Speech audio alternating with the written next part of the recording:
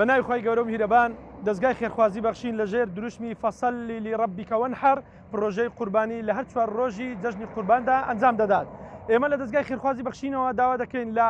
هەموو ئەو خێرخوازانێک کە دەیانەوێ قوربانی ئەنجام بدەن دەستگای خێرخوازی بەخشین لە ئۆفیسی هەولێر و ئۆفیسی سەرەکی سلێمانی و تەواوی نووسنگەکانی لە هەرێمی کوردستان لە پێشوازی تەواوی خێرخوازان و مسلماناندایە بۆ ئەوەی قوربانیەکانیان بگەێنن بە دەستگای خێرخوازی بەخشین و ئێمەش لە کوشتارگای هاوچەرخی هەولێر و کوشتارگای هاوچەرخی سلێمانی و تەواوی نووسنگەکان قوربانیەکان بڕێوە دەچێت. بۆ ئێمە لێرەوە داواتان لێ دەکەین هاوکارمان بن بۆ ئێمە بتوانین گۆشتێکی تەندروست کە لە کوشتەکەکان ئەنجام دەدرێت لەژێر چاودێری دکتۆری ڤێتێنەریەوە پشکنینی تەواو بۆ گۆشتەکان دەگرێت و دواتر لە بەڕادی ساردکەرەوە دەگوازینەوە بۆ هەولێر و دەوروبەر و شارەکانی تری هەرێمی کوردستان و دابەشی دەکەین بەسەر هەژاران و نەداران و بێباوکان و نەخۆشانی درێژخایەن و گەڕگەکانی هەولێر و دەوروبەری هەولێر. دووبارە داوا دەکەین لە خوای پەروەردگار یارمەتیمامدا بۆی بتوانین ئەم ساڵیش لە 2024 لە 16 شەشەوە کە یەکەم ڕۆژی جەژنی قوربان دەبێت لە هەر چوار ڕۆژی جەژنی قورباندا دەستگای بەخشین دەرگای واڵایە بۆ وەرگرتنی قوربانیەکان بۆی بتوانین ئینشاڵڵا لە هەر چوار ڕۆژدا لە خزمەتی خێرخوازان بە وەکیلی خێرخوازان قوربانیەکان ئەنجام بدەین. بۆیە لێرەوە دەمەوێت سوپاسی تەواوی خێرخوازان بکەم ئەوانەی بەشدار بوون لە قوربانی لە ساڵی ڕابردوو کە دەستگای خێرخوازی بەخشین لە هەرێمی کوردستان توانی 500 سەر ئاژەڵ بکات بە قوربانی و ئەم ساریش داوا دەکەین لە بەشداربووان و خێرخوازان هاوکارمان بن و قوربانەکانیان بگەن بە دەستگای بەخشین و ئێمە بتوانین ئەم ساڵ وەکو ساڵی ڕابردوو بتوانین بە هەزاران خانەوادە بتوانین بۆ هەر یەکێک 2 کیلۆ گۆشتی بدەینێ و ئێمە لە بەرنامەماندایە بەڕاستی لە کوردستان لە تەواوی شار و شارۆچکەکان قوربانی ئەنجام دەین هیواداریشین بۆمان کار ئاسان بکرێت بتوانین لە نێو کەرتی غەزەش لە نێو خێمەکانی غەزەش گەر خێرخوازان هاوکارمان بن بۆی بتوانین لەوێشەوە قوربانیەکانی هەرێمی کوردستان بگوازینەوە بۆ نێو کەرتی غەزە. بۆیە داوا دەکەین هاوکارمان بن ئەم ساڵەکەش وەکو تەواوی ساڵەکانی ڕابردوو جەژنەکانی ڕابردوو قوربانیەکان ئەنجام دەین کە سونەتێکی گەورەیە خوای پەروەردگار لە ئێمە و لە ئێوە و لە هەموو لایەکی قبوڵ بکات ئینشاءڵڵا.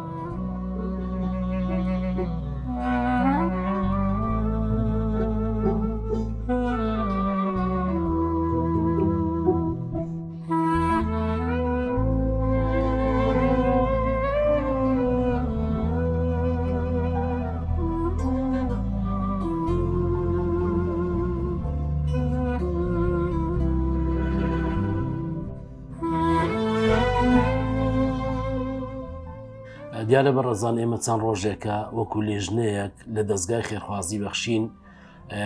سەربڕخانی سلێمانیمان سەرەتا بەسەر کردوێتەوە لەگەڵ برایان لەوێ قسە و گفتوگوی خۆمان کردووە کە چۆنێتی ئەنجامدانی قوربانی لە کوشتەرگای سلێمانی ئەنجام بدەین.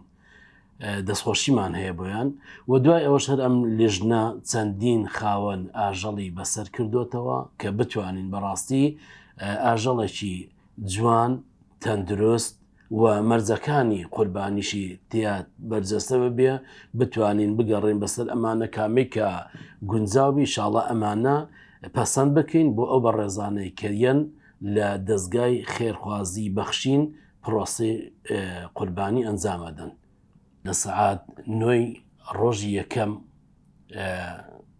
پرۆسەکە دەست پێەکە سەربڕینەکە ئەنجامەدرێ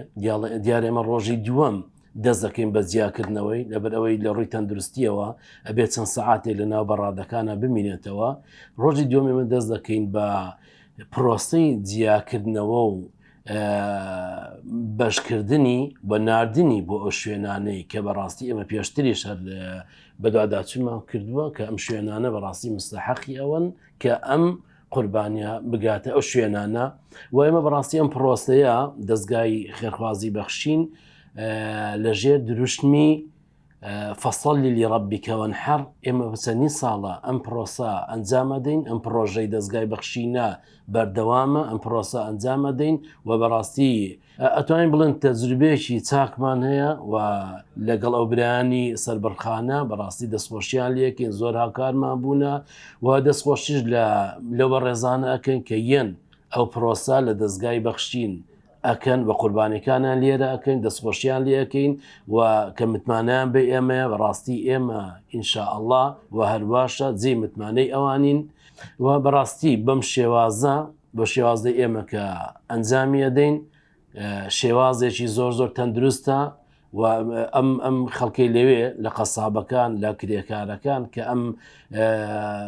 پرۆسی ئەنجامەدەن پرۆسی جیاکردنەوە بەشبەشکردن و لە توپەتکردنی بەڕاستی هەر هەموو بە شێوەیەکی تەندروست بە جلوبەرجێکی تەندروست بە دەستکێش و دەمامک و هەتر خۆتان ئەیبینن لە ڕۆژانی جەژنە کە ئیشەکان سێکرێ چۆن نەکرێت چۆن بە شێوەیەکی تەندروست و ئێمە بەڕاستی زۆر دەستخۆشیشمان هەیە کە چاودێری تەندروستیش لەسەر ئێمەیە دەستخۆشیمانەیە لەبەر ئێمە شێوەکەی خۆمان هەر زۆر بە تەندروستیە دەستخۆشیش لەوانەکەین کە تەندروستی چاودێریش ئێمەژەکە و ئێمە بەڕاستی دکتۆر بەڕێزەکان لەگەڵ ئێمەن فەحسیەکەن فەحسی جگەرەکان فەحسی حیوانەکان ئەکەن و حیوانشی تەندروست و چاک بێ ئینجا ئێمە توانین بەشبەشی کەین بینێرین بۆ ئەم شوێنانەی کە مستحەقی ئەو قوربانیان.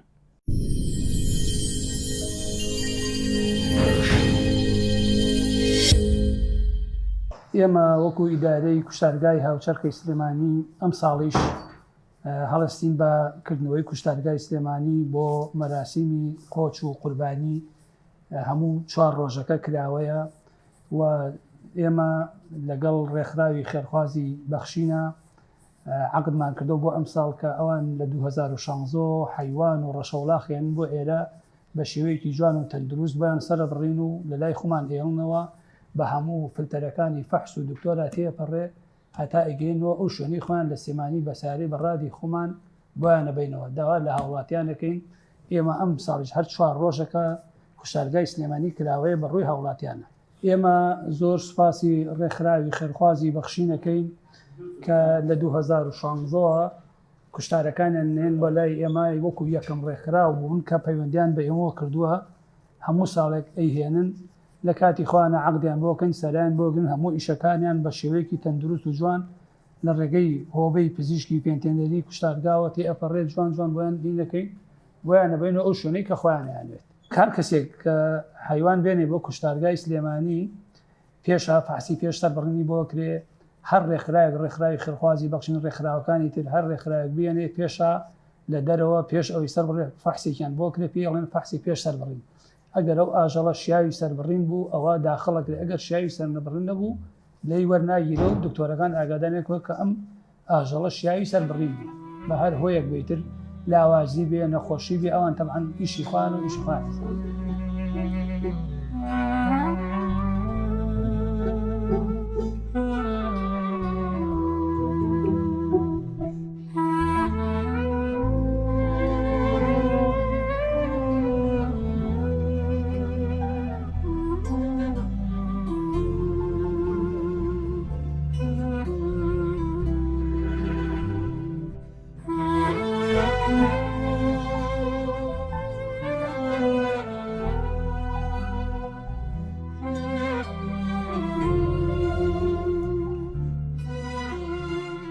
کوشتارگای هاوچەرخی سلێمانی وەکو نەریتی ساڵانەی خۆی لە کاتی جەژنی پیرۆزی قوربانە پێشوازی لە هاوڵاتیانەکە بۆ ئەنجامدانی قوربانیەکانیان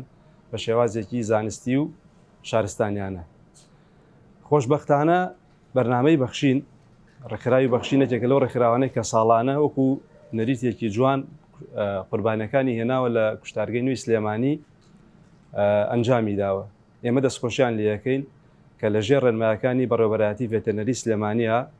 بە سەرپەرشتی پزیشکە بەڕێزەکانی کوشتارگە هەموو ڕێکارە یاسایی و زانستیەکانیان ئەنجام داوە لە کاتی بەجێگاندنی قوربانیەکانیاندا هەر لە پشکنینەکانی پێش سەربڕین و دوای سەربڕین و هێشتنەوەی لاشەکان و پاشان گواستنەوەی بە شێوازێکی زۆر تەندروست تا ئەو کاتێ ئەگاتە دەست بەکاربەرەکان. هەر بۆیە داوامان وایە لە هاوڵاتیانی ئازیز و خۆشەویست بۆ بەدەستهێنانی گۆشتێکی تەندروست بۆ ئەنجامدانی قوربانیەکی کە جێگەی ڕەزامەنی خوای گەورە و پاشان هاوڵاتیانی خۆشەویست بێ بۆ ئەوەی نەبنەوەی بڵاوبوونەوەی نەخۆشی نەبنەوەی پیسبوونی ژینگە لە ڕێگەی کوشتارگا فەرمیەکانی حکوومەتەوە ئەنجامی کوشتارگەکانیان ئەنجام بدەن قوربانیەکانیان بەجێ بگەێنن. بۆیە داوامان وایە لە هاوڵاتیانی ئازیز و خۆشەویست بە تایبەتی لەم کاتانە کە چەندەها نەخۆشی بڵاو بۆتەوە دیارترینیان نەخۆشی تای خوێنبەربوونە بۆ ئەوەی ڕێگری بکەین لەو نەخۆشیانە و بڵاوبوونەوەیان هیوادارین هاوڵاتیانی ئەزیز و خۆشەویست هاوکاری ئێمە و هەموو ئەو لایەنانە بن کەوا ئەیانوێ قوربانەکان بە شێوازێکی تەندروستی و زانستی و شارستانیان ئەنجام بدەن. هیوادارین هاوڵاتیانی ئەزیز و خۆشەویست قوربانەکانیان بهێنن بۆ کوشتارگە فەرمیەکان بۆ ئەوەی لەژێر چاودێری پزیشکان و کارمەندانی ڤێتەرنەریە بە ئەنجامی بگەن و بە شێوازێکی تەندروست بکاتە دەست هاوڵاتیان.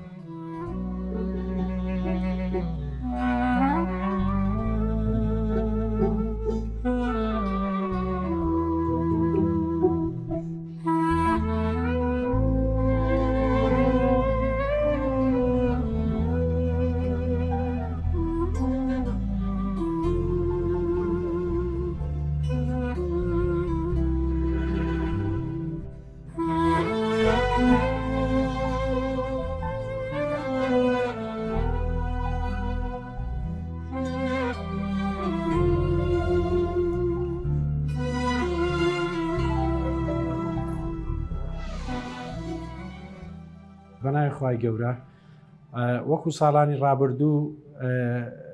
ئامادەکاری تەواو کراوە بۆ جەژنی قوربانی پیرۆز بۆ سەربڕینی ئاژەڵ لە کوشتارگە فەرمیەکان. دەستگای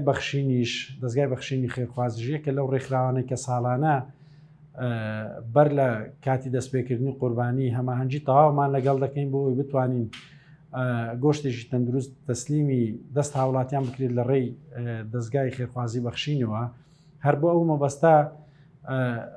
لە پێش کاتی خۆی بەڕاستی لەلایەن بەرنامەدا ڕێژەرانی دەستگای بەخشین بەڕاستی سەردانمان دەکەن بۆ هەماهەنگی و هاوکاریکردنی ستافی کوشتارگە بۆ ئەوەی ئێمەش بتوانین بە تەواوی هاوکاریەکان ئەوەی لە دەسەڵاتی ئێمە بێتن هاوکاریان بکەین بۆ گەیاندنی گۆشتێکی تەندروست بە دەستی هاوڵاتیان و خەڵکی هەژار و نەدار. هەر بۆ مەبەستە دەستگای خێرخوازی بەخشین ساڵانە سەردانیمان دەکەن بۆ کردنی قوربانیەکانیان لە کوشتارگە فەرمیەکان و تایبەت کوشتارگەی ئێمە وەڕای دەستخۆشیمان بۆیان بەڕاستی بە ستافێکی تەواو کارامە و شارەزە هاوکاریەکی تەواوی ستافی ئێمە دەکەن لەبەرەوەی خۆتان دەزانن لە 4 ڕۆژی جەژنی قوربان جەنجاڵیەکی زۆر هەیە پێویستمان بە هاوکاریکردنی دەستگا خێرخوازیەکانە بۆی بتوانین ئێمەش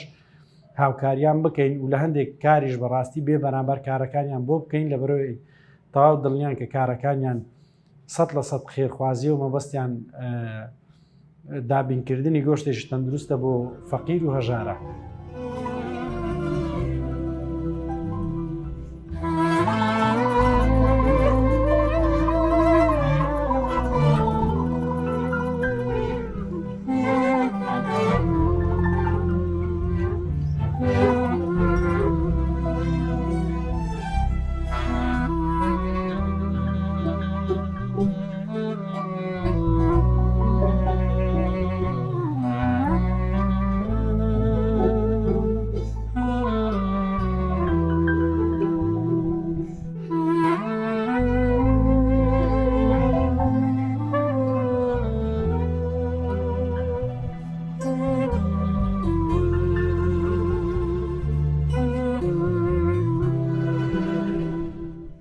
بسم الله الرحمن الرحيم الحمد لله والصلاة والسلام على رسول الله وعلى آله وصحبه وموالاه.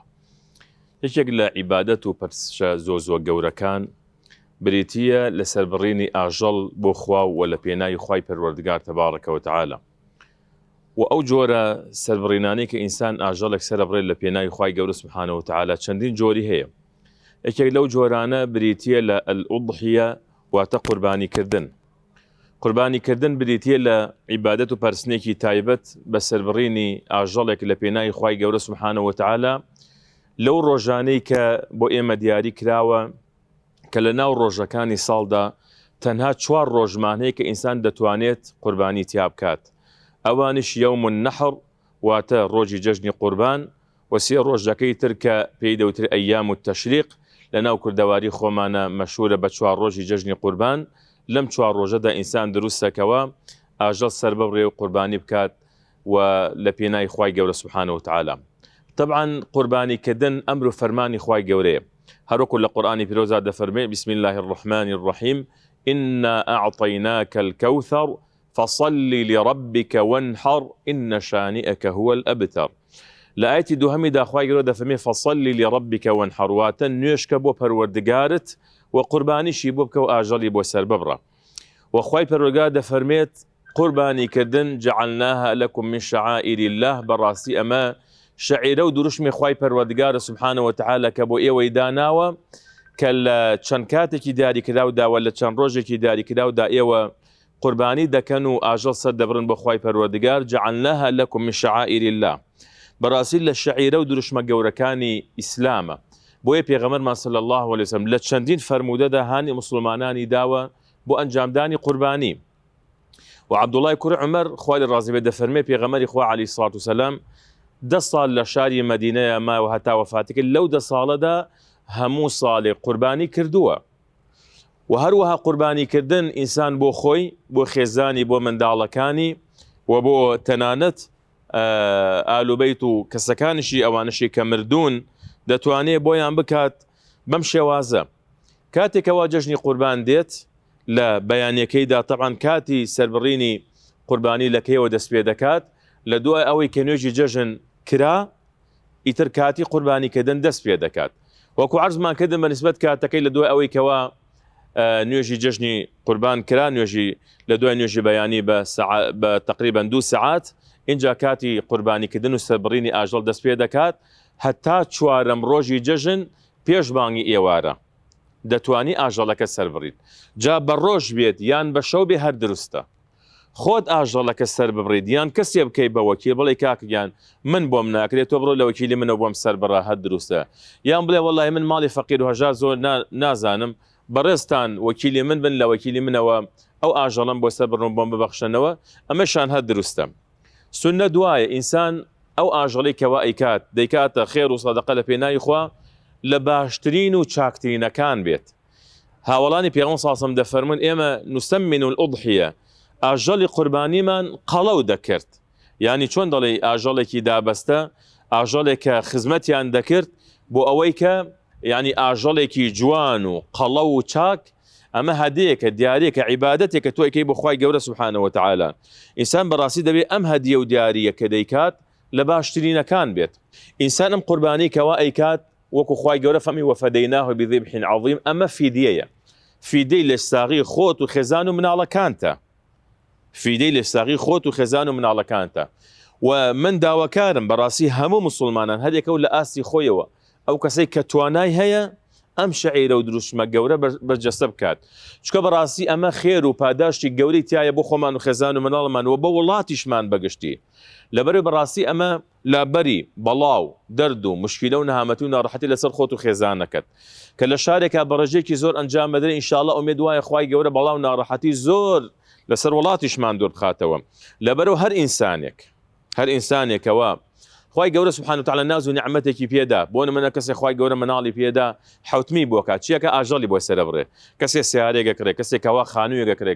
کاتی خۆی حیوانێکی سەربڕی یعنی ئەمانە هەمووی خێری گەورن نزیکبوونەوەی لەخوا بە سەربڕینی ئاژەڵێک لە پێناوی خوای پەروەردگار پێغەمبەر صلی الله علیه و سلم لەو ڕێنمایانەی کە ڕێنمایی ئێمەیەکی دۆ دەفەرمێ ئیذا دخل العشر کاتێک ئێوە چوونە ناو مانگی ذی الحجەوە بە کوردەواری خۆمان مانگی قوربان ئەم مانگی کەوا لە خزمەتیدا نەفەرمێ ئەگەر چوونە ناو مانگی ذی الحجەوەیەکی لە ئێوە ویستیکەوە قوربانی بکات با هەتا قوربانەکەی ئەکا موو لە خۆی نەکاتەوە موو لە جەستەی نەکاتەوە و هەروەها فەرمێ نینۆکیشی نەکات ئەمە یعنی ئینسان ئەجرەکەی زیاترە بێ پاداشتەکەی گەورەتر و باشتر و چاکتر بێ ئەگەر هاتوو بەم شێوازە قوربانەکەی ئەنجام بدات یعنی لە سەرەتای ئەم دە ڕۆژەوە نینۆک نەکات و موو لە خۆی نەکات و هەتاوەکو ئەو کاتەی کەوا قوربانەکەیەکە ئیمامی نەووی ڕەحمەتی خوا لێ بفەرمێ بۆ ئەوەی تەواوی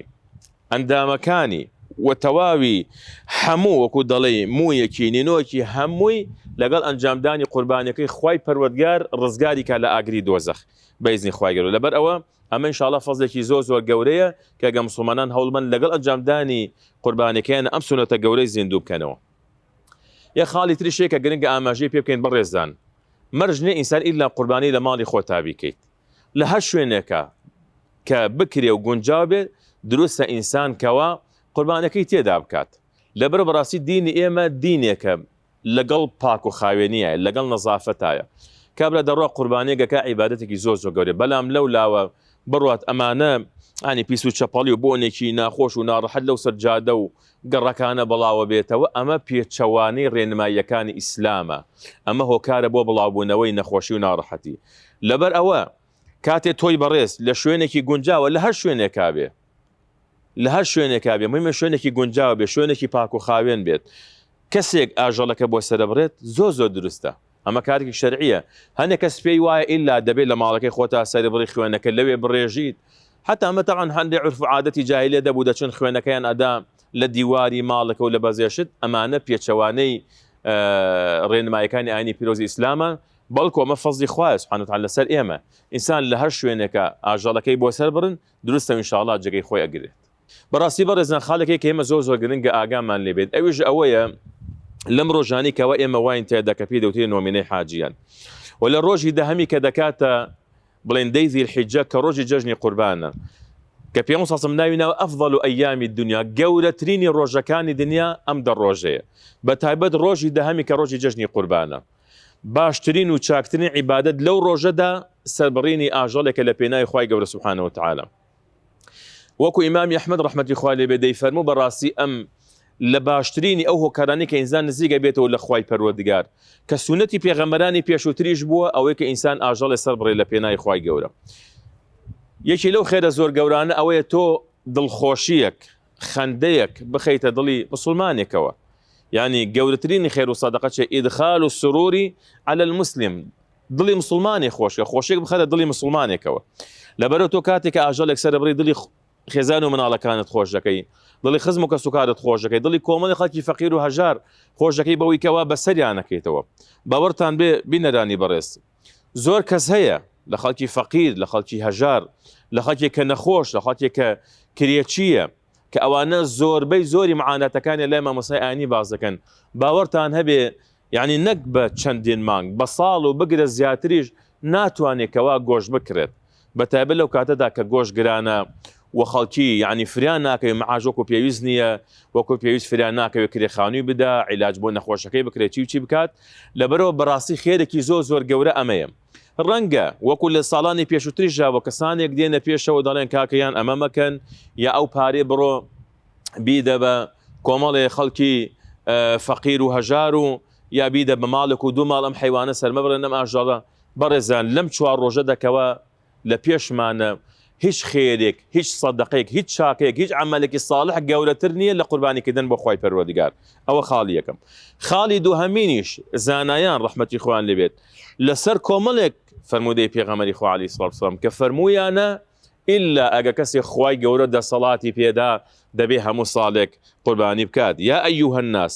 پێغەمبەر صلی الله علیه وسلم کە ئامۆژگاری مسلمانانی کردو فەرمووی على كل أهل بيت في كل عام أضحية هەموو ماڵێک لە هەموو ساڵێکدا لە سەرێتی کەوا قوربانی بکات یان کە فەرمووی من كان له سعة ولم يضحي فلا يقربن مصلانا هەر کەسێک توانە هەیە قوربانی بکات قوربانی ناکات ئەسڵەن با بەشداری نوێژی جەژنیشمان نەکات بانەیەتە دەر لەگەڵمان بۆ ئەنجامدانی ئەو شەعیرە و دروشمە گەورەش کەواتە ئەمە جۆرێکە لە هەڕەشەکردن لەبەرەوە ئاگادارمان نەکاتەوە کە ئەمە تۆ خوای گەورە پێداویت وەک سوپاسگوزاریەک بۆ نیعمەتەکانی خوای پەروەردگار وەک شکرانە بژەری نیعمەتی خوا کە خوای گەورە سوبحانه وتعالى ئەم فەزلەی بە تۆ داوە ئەم چاکەی بە تۆ داوە سوپاسگوزاری خوای گەورە ئەوەیە ئیعمەلوا ئالە داوود شکرا بە عەمەلی سوپاسگوزاری خوای گەورە بکە بە عەمەلی بیسەلمێنە کە تۆ ئەم ماڵە بەی خوای پەروەردگار ێزانیت دڵی خۆت و خێزان و ماڵ و مناڵ و فەقیر و هەژار و هەر کەسێک خۆش کە هەوڵ بکەوە یعنی بەو پەڕی دڵخۆشیەوە بەو پەڕی یعنی ڕەزامەندیت بەو کارە خێری کەوا ئەیکەیت بۆ عەمەلە ساڵحی کەوا ئەیکەیت لەبەرەوە بەڕاستی ئەمە عیبادەتێکی زۆر گەورە و تایبەتە سەرفکردنی ئەم عیبادەتە بۆ خوا تەوحیدە چونکە ئێمە وەکو مسلمان یعنی یەکێک لەو بابەتانی کە زۆر گرنگە هەر ئاژەڵێ سەر بڕابێ ناوی خوای لەسەر نەبرابێ بۆ ئێمە حرامە ولا تأكلوا مما لم يذكر اسم الله عليه کەسێکەوە مشریکە ئاژەڵێ سەر ئەبڕێ خۆ تۆ دروست نییەکەوە ینی گۆشتکەی بخۆی لەبەر ئەمە تۆ ئاژەڵێکە سەری ئەبڕی ناوی خوای پەروەردگاری لەسەرە بیت ئەمە یعنی عیبادەتە گەورەکە ئەمەیە اینجا کەواتە ئەنجامدانی ئەم عیبادەتە بۆ خوا ئەمە تەوحیدە ئەمە نیشانەی بەندایەتی بەندەیە بۆ خوای پەروەردگار و سەرفکردنی ئەم عیبادەتە بۆ غەیری خوا شرک و هاوبەشدانانە بۆ خوای پەروەردگار بۆیە پێغەمبەری خوا عەلەیهی سڵات وسەلام لە فەرمودەیەکە کە ئاماژەی بە چوار خاڵ کرد فەرمووی لعن الله من ذبح لغير الله لعنەتی خوا لەو کەسە بێت ئاژەڵ سەر ئەبڕێ بۆ غەیری خوا دەگ بێبەش بێ لە ڕەحمی خوا ئەو کەسەی ئاژەڵ سەر ئەبڕێ بۆ غەیری خوای پەروەردگار یعنی خوای گەورە ئەو کەسەی بێبەش کردووە لە ڕەحمی خۆی کە ئاژەڵە سەر ئەبڕێت بۆ غەیری خوا ئەو کەسەی کە ئاژەڵە سەر ئەبڕێ بۆ خوا ئەبێ پاداشی چەنە گەورە بێت کەواتە ئەمە فرسەتێکی گەورەیە ئەمە هەلێکە بۆ ئەوانەی کە خوا پێداون خوای گەورە سبحانه وتعالى ناز و نعمەتی خۆی بەهرەمەندی کردوون وە کات و زەمانەکەی سوپاس بۆ خوای گەورە کە گونجاوە 4 ساڵ لەمە و پێش بەڕاستی ئێمە یعنی خەڵک لە حاڵەتێکی ناڕەحەتا بۆ ئەوەزعی کۆرۆنا و نەخۆشی و خەڵک نەیەتوانی ئاژەڵ سەر بڕێ وەکو پێویست ئەم عیبادەت و شەعیرە گەورە یعنی ئەنجام بدات ئێستا سوپاس بۆ خوای گەورە ئەگەر توانات هەیە و دەسەڵاتت هەیە و خوای گەورە پێداویت بە هەرچەندێک بێ لە گوێرەی توانای خۆت هەر کەسە لە ناو ماڵ و خێزانی خۆی هەوڵ بدات ئەم شەعیرە و دروشمە گەورەیە زیندوو بکاتە و ئومێدم وایە کە خوای پەروەردگار بیکاتە لابەری هەموو بەڵاو نەهامەتی و ناڕەحەتێک لەسەر خێزانەکانمان و بە ئیزنی خوای گەورە ئومێدم وایە خوای گەورە بیکاتە لابەری هەموو نەخۆشی و ناخۆشی و کۆتایی هاتنی قەیران و نەهامەتی و ناڕەحەتەکانمان لەسەر وڵاتمان خوای پەروەردگار تەوفیقی هەموو لایەکمان بات و لە هەموو لایەکی قبوڵ بکات ئینشاءالله.